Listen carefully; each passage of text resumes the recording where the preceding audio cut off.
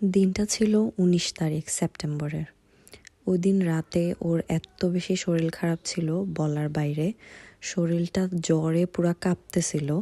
আর আমি এত বেশি ভয় পাইছি যে রাত ৪টার দিকে আমি ওর বলছি যে আর হবে না, তুমি অ্যাম্বুলেন্স কল দাও।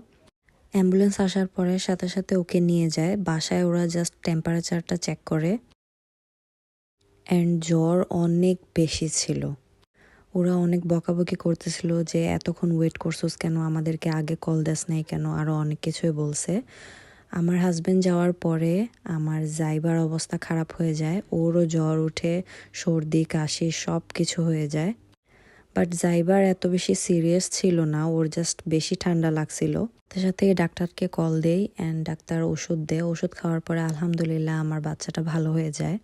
বাট আমার আর পাপা ২ সপ্তাহ খুব বেশি অসুস্থ ছিল। আল্লাহর রহমতে এখন খুবই ভালো আছে।